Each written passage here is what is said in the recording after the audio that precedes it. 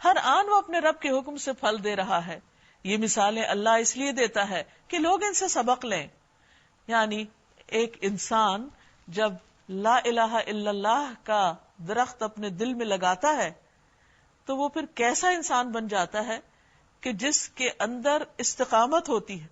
وہ آندھی ہوا، ہر قسم کی موسم کی شدت، سختی کو، بیرونی ماحول کی سختیوں کو برداشت کرنے کے باوجود جمع رہتا ہے، یعنی استقامت اختیار کرتا ہے. اور پھر اس کا تعلق اللہ تعالیٰ کے ساتھ مضبوط ہوتا ہے. بلند و بالا شاخیں اس کی آسمان تک پہنچی ہوئی، یعنی اللہ کے سامنے اس نے ہاتھ پھیلائے ہوتے ہیں اور اللہ سے ہی مانگتا رہتا ہے. اور پھر اپنا پھل ہمیشہ دیتا ہے، ایور گرین درخت ہے، یعنی دوسرے انسانوں کے لیے بہت فائدے کا ہے، ہر ایک کو فائدہ پہنچاتا ہے. کوئی کسی بھی وقت اس کے پاس جائے وہ اس کو محروم نہیں کرتا، ہر ایک کے لیے اس کے پاس خیر ہے. یا گویا اب 3 چیزیں ہو گئی. نمبر 1 اس کی استقامت جو اس کے اپنے ذات کے ساتھ تعلق ہے، اپنی ذات میں وہ ایک بااصول انسان ہے، ایک فرم انسان ہے، اچھے عقیدے کے اوپر، اچھی بات کے اوپر. دوسری طرف اس کا اللہ سے تعلق تو بہت ہی مضبوط ہے. تیسری طرف وہ ہر انسانوں کے ساتھ تعلق تو وہ ہر وقت بینیفٹ دیتا ہے، اس کا سایہ بھی اور اس کی گرینری بھی اور اس کی آکسیجن بھی اور اس کے پھل بھی، ہر چیز فائدہ مند ہے جس سے لوگ ہر آن فائدہ اٹھا رہے ہیں. ایسا ہی شخص دراصل لا الہ الا اللہ سچائی کے ساتھ اور پورے درست طریقے سے پڑھنے والا ہوتا ہے، پورے حق کے ساتھ اس کو قبول کرتا ہے. یہ ہوتا ہے بندہ مومن. اس کے برعکس کلمہ خبیثہ کی مثال خبیث درخت کی طرح، یعنی اگر کسی شخص کے دل میں توحید کی بجائے شرک ہے، وہ اللہ کی بجائے کسی اور پر ایمان رکھتا ہے، اس کا بیج کمزور ہے، خبیث ذات کے درخت کا ہے، اصل ہی خراب ہے اس کی، تو پھر وہ جو درخت اگتا بھی ہے تو وہ اونچا نہیں جاتا، اللہ سے اس کا کوئی تعلق ہی نہیں، وہ ادھر ادھر پھیل جاتا ہے. اجتثت من فوق الارض، جڑ اس کی زمین میں جاتی نہیں، بس اوپر اوپر کچھ نظر آتا ہے. ما لہا من قرار، اس کے لیے کوئی قرار ہی نہیں، کہیں وہ جمتا ہی نہیں. تو یہ دونوں درخت بالکل مختلف ہیں. مثلاً آپ باغ میں جائیں، ایک طرف گھاس ہے اور ایک طرف کوئی بلند والا درخت ہے، دونوں ایک ہی زمین میں، ایک ہی طرح کا پانی، ہوا، سورج، ہر چیز مل رہی ہے، لیکن نیچر فرق ہے، تو دونوں کی شکل ہی فرق ہے. اور گھاس تو پھر فائدے کا ہے، لیکن یہاں تو فرمایا کہ وہ تو کانٹوں بھرا ہے اور اشارے سے اکھڑنے کو تیار ہے. کوئی قرار نہ اس کے قول میں، کوئی قرار نہ اس کی باتوں میں، نہ اس کے اصولوں میں، نہ طریقہ زندگی میں، کوئی استقامت ہے ہی نہیں. بکھرے میں اس کے سارے کام، کبھی کچھ کرتا کبھی کچھ کرتا ہے، اور جب وہ دنیا سے چلا جاتا ہے تو قصہ ختم. اس کے اعمال اس کے لیے آئندہ کچھ بھی فائدہ دینے والے نہیں.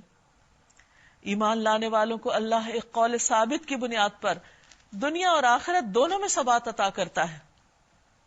یعنی لا الہ الا اللہ کا فائدہ صرف دنیا میں نہیں، موت کے بعد بھی ہے.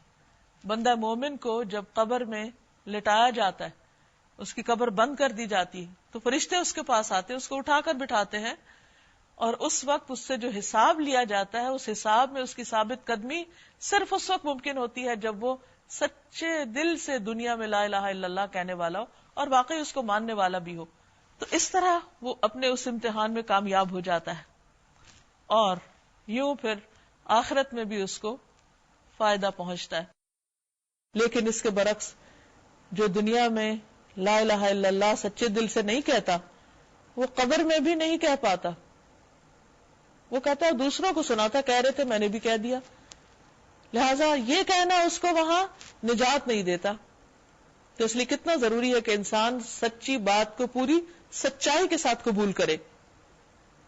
اور اللہ ظالموں کو بھٹکا دیتا ہے، اللہ کو اختیار ہے جو چاہے کرے. تم نے دیکھا ان لوگوں کو جنہوں نے اللہ کی نعمت پائی اور اسے کفران نعمت سے بدل ڈالا، اور اپنے ساتھ اپنی قوم کو بھی ہلاکت کے گھر میں جھونک دیا، یعنی جہنم جس میں وہ جھلسے جائیں گے اور وہ بدترین جائے قرار ہے. اور اللہ کے کچھ ہمسر تجویز کر لیے تاکہ وہ انہیں اللہ کے راستے سے بھٹکا دیں. ان سے کہو اچھا مزے کر لو، آخرکار تمہیں پلٹ کر جانا دوزخ میں ہی ہے.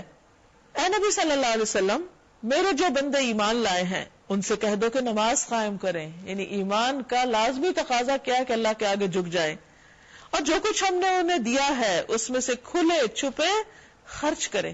شیئرنگ کرے، دوسروں کو دینے والے بنے، ساری خیر صرف اپنی ذات تک سمیٹ کے نہ رکھیں. اس سے پہلے کہ وہ دن آ جائے جس میں نہ خرید و فروخت ہوگی نہ دوست نوازی، یعنی وہاں کوئی کسی کے کام نہ آئے گا. اگر چاہتے ہو کہ کچھ ملے تو دنیا میں اپنے ہاتھوں سے دے کر جاؤ. اللہ وہی تو ہے جس نے زمین اور آسمانوں کو پیدا کیا اور آسمان سے پانی برسایا، پھر اس کے ذریعے سے تمہاری رزق رسانی کے لیے طرح طرح کے پھل پیدا کیے، جس نے کشتی کو تمہارے لیے مسخر کیا کہ سمندر میں اس کے حکم سے چلے، اور دریاؤں کو تمہارے لیے مسخر کیا، جس نے سورج اور چاند کو تمہارے لیے مسخر کیا. لگاتار چلتے چلے جا رہے ہیں، کبھی رکتے ہی نہیں. اور رات اور دن کو تمہارے لیے مسخر کیا